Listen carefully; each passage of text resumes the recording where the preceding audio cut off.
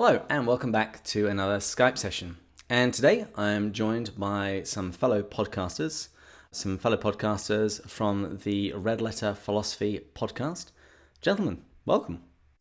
Thank you. Thanks for having us. Would you mind introducing yourself to our viewers? Sure. My name is Steve. I am a lecturer in philosophy at a local university here in Southern California. And together with my co-host and partner, Matthew here, we produce the Red Letter Philosophy podcast.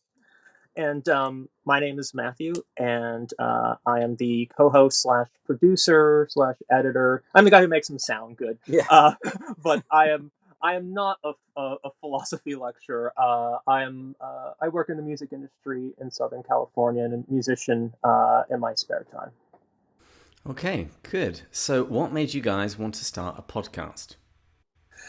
So, we've talked about it for a while. I think, It's a very common story. It's like, I talked about it for a year, and then I eventually got around to it. Well, we've been friends for about 15 years. Yeah. And we've had a mutual love of philosophy and the life of the mind and music. And we both listen to podcasts. And I think at some point we thought we weren't hearing the podcast that we wanted to hear. So we thought maybe we should try it. Maybe we can do it. We're still working on it. Yeah, we're still working on it. Yeah. But I think some of the tenets that we were kind of after when we were thinking about doing a podcast is we wanted something that was going to emphasize brevity. We listen, there's a lot of great conversations and a lot of other great podcasts out there, but we wanted to do something that wasn't going to be like 2 or 3 hours or something very lengthy. We wanted to sort of keep it kind of bite-sized and digestible and something that's just kind of quick and easy listening. We also wanted to keep the focus on the ideas, the philosophers, as opposed to ourselves. Yeah, I always say, I like to think of our show as philosophy with a lowercase p, right? So very often, I hope not in my classes, but sometimes you can take a formal philosophy class, a university level philosophy class, and the big questions will be left out.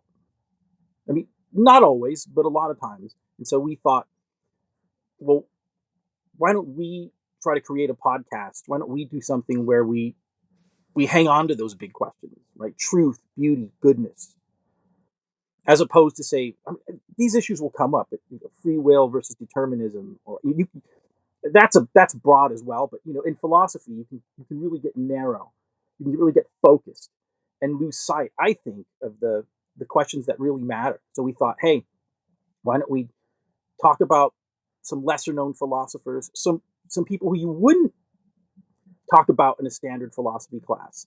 So we love Lewis, but probably if you take an intro to philosophy class, or even if you keep going, you may never encounter Lewis. So that was the idea. Yeah. Mm-hmm. And that was what drew my attention to your podcast, because you not only do C.S. Lewis, you also do my wife's author, G.K. Chesterton. And I love the fact that, yes, your podcast is short and to the point. And I think there's actually even a Chesterton quotation that he wrote to his editor. Sorry, this took so long to write. I didn't realize it had to be this short. That producing stuff that is that is short and to the point is actually much harder than rambling on for 3 hours.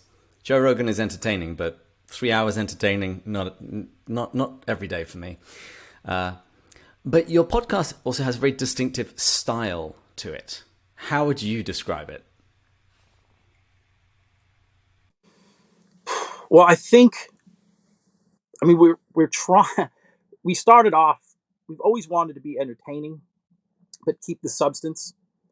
We wanted to make something, and I don't know how successful we've been, but we wanted to make something that was friendly enough for the novice, friendly enough for someone who had no background in philosophy to come in, and it would be understandable. It would be engaging for them, but also for somebody that did have a background in philosophy, someone that did have some expertise, they could also get something out of it. So like I said, I don't know how successful we've been, but that's been the goal. And so over the season, when we first started out, it was really just me speaking. He records it all. He makes it sound nice. He would add the music, and he would throw in the quotations from different sources. But over time, I thought, I don't want it to be just me speaking. It's not about me. Who cares about me? I wanted to put the focus on Lewis or Chesterton or Pascal. So I think was it last summer? Yeah. We switched things up. Well, there's continuity between the seasons, but this last year we changed things up, and we made it more, instead of it just being me, it was the two of us, and we changed location. So where our context is in a pub. That's the environment. That's the context within which we're having these conversations, and it's just to make things a bit lighter, to make things feel more informal. So I think that's it. I mean, I don't know. Do you have anything to add to that? Yeah, I think that sums it up. I think with the change that we made over the last year, trying to add more of the pub ambience, and you're just trying to make something a bit more immersive and friendly. I think, hopefully, with just something engaging. I think. Yeah, we have lots of ideas about where to go with it. So we're still playing around with it a lot, but hopefully the two goals that are always met are you're entertained and you learn something. Yeah, that's the idea, which I guess all podcasts aim to do. Yes, some are more successful than others, though. Or a lot. I don't know. I don't know if all, but I'd like to imagine they do. Yeah. Well, speaking of the future, who are the philosophers that you have in mind in future episodes? Well, so this season, if you listen throughout our seasons, we've always had Lewis, we've always had Chesterton, we've always had Pascal. Those seem to be three staples for us. But we've also talked about Plato and Aristotle and some of the more traditional philosophers. For next season, and we're not sure about this, but we're thinking, so we do these things in seasons, right? And then we take the summer off, but we don't really take the summer off. We're still producing podcasts, but we've been calling them backstage episodes. So it's really the two of us being even more informal, and we're just sort of talking about life and logical fallacies. But for next season, we're still talking about it, and I think we were either going to do a whole season devoted to religion, right? So our first season was all questions related to truth. Second season, goodness. Third season, beauty. This season is what we consider the neglected philosophers. So Chesterton, Lewis. I mean, I don't think Lewis is neglected, but he is within the world of philosophy, I think. Like I said, you can take an intro to philosophy class and you never encounter him, unfortunately. Mm. So we thought about, for next season, doing an entire season focused on religion, like how to think about religion. And of course, Lewis would be a big part of that. But the other idea was, I have probably 40 pages of incomplete ideas and arguments, and so one idea we had was, hey, maybe we should do a season where we just go through all of those. So we're not sure. It's up in the air. By the way, you should never call them incomplete ideas. Call them pensées, and suddenly they're way classier. Yes, that absolutely. Thank you for that. Yeah. Anytime. Cool. Well, I will make sure there are some links in the show notes and stuff, but where can people go to find you? And if you wouldn't mind, making a final pitch for why people should go and listen to your podcast. Yeah, so you could find us at our website, redletterphilosophy.com. We're also on Twitter at redletterphil and on Instagram at redletterphilosophy. And then with the other part. Yeah. Yeah, those are the best way. Right now, the website and I think social media is the best way to get in touch with us. And as far as why you should listen, I think it's an engaging podcast. It's brief. It's to the point.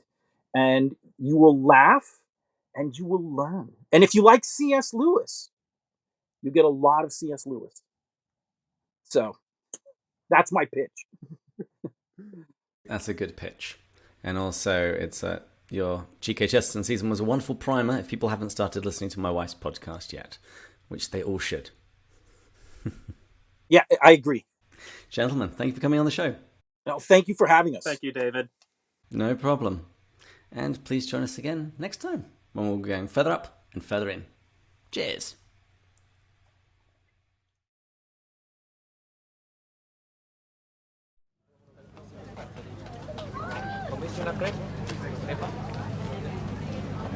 This is our dilemma. Either to taste and not to know, or to know and not to taste. So wrote the great C.S. Lewis. C.S. Lewis, the modern world, and your two humble hosts on this week's Red Letter Philosophy.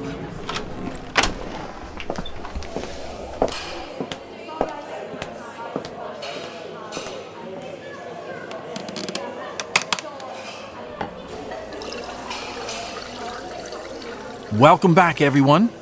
Welcome back, Mr. Mott. Thank you. Here we are, a short plane ride, a quick drive, and we are in a new environment, a new pub. Welcome to Pub Red Belfast campus. It's great. I love it. It's a little more lively in here. I agree. Yeah. A little more, so there's a little danger in this one that we didn't have in the last one.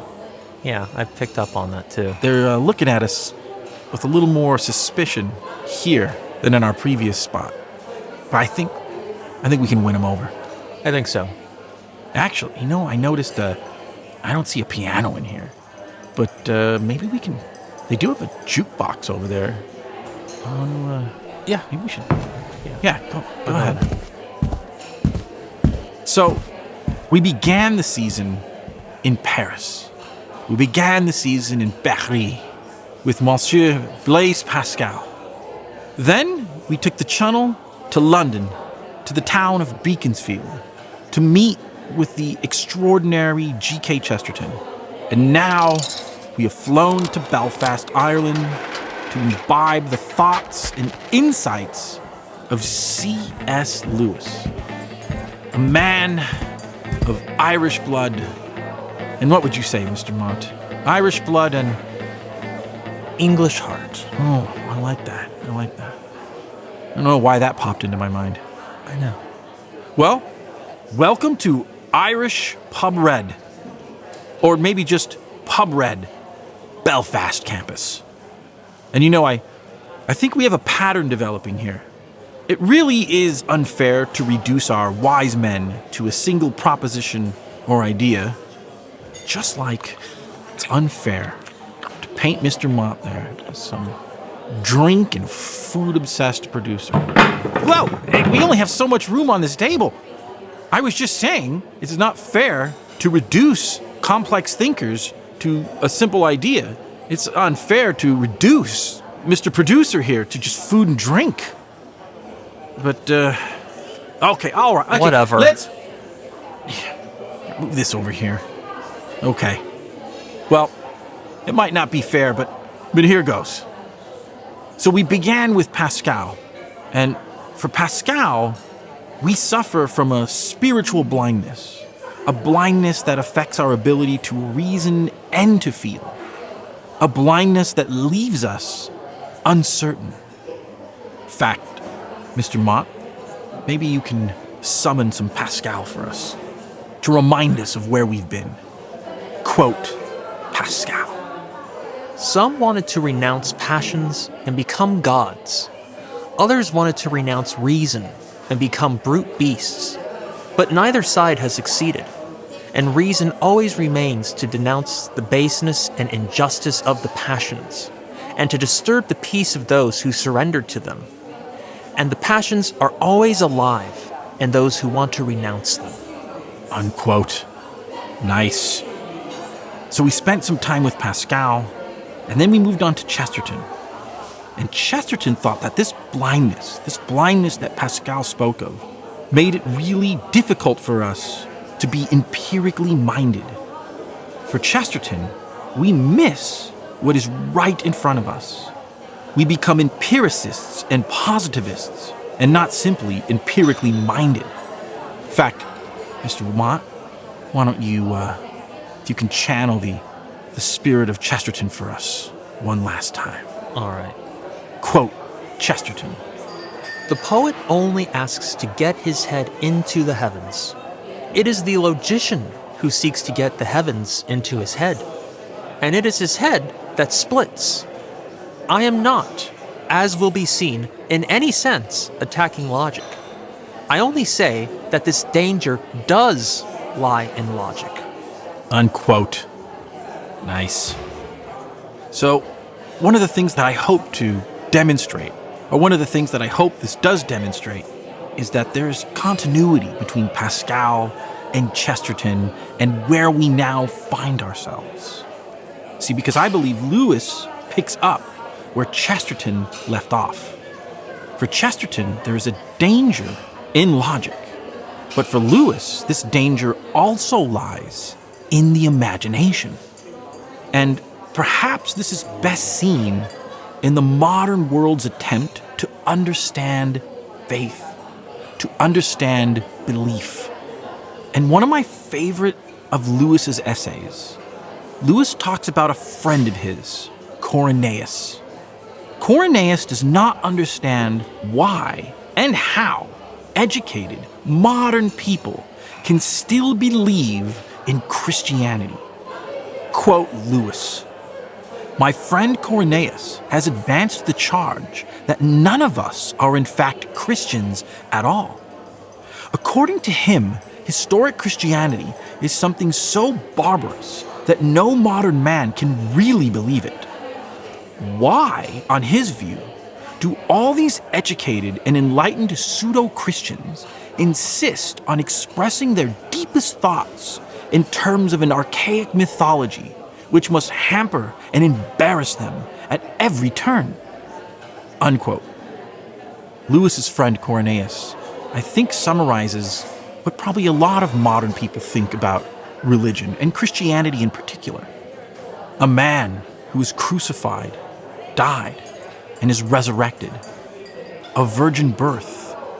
A guy like Corynaeus may think that Christianity has so much to recommend it. But the problem is it's wrapped up in these myths. Myths which make the belief untenable. But see, for Lewis, the problem lies not in the myth, but in the mind of the person seeking to understand that myth. And Lewis has a lot to say about his friend's contention. But in one particular passage, I think Lewis gets to the crux of the matter. Lewis says this, quote, "The real answer of even the most modernist Christianity to Corynaeus is the same. Even assuming, which I most constantly deny, that the doctrines of historic Christianity are merely mythical, it is the myth which is the vital and nourishing element in the whole concern. Corynaeus wants us to move with the times. Now we know where the times move. They move away. But in religion, we find something that does not move away. It is what Corynaeus calls the myth that abides. It is what he calls the modern and living thought that moves away." Unquote. So for Lewis, the myth is indispensable. To get rid of the myth would be to get rid of the faith, would be to get rid of the belief. But the problem is that what Corynaeus calls a myth, what many modern secular people call a myth, Lewis thinks, is not a myth at all. Not in the sense in which they mean it. This particular critic of faith or of Christian belief has failed to see something. And I think we may have to make this a two-parter, Mr. Mott, because Lewis's belief here is, it's got two angles. Two angles is not the right word. It's got two parts to it, two premises to it.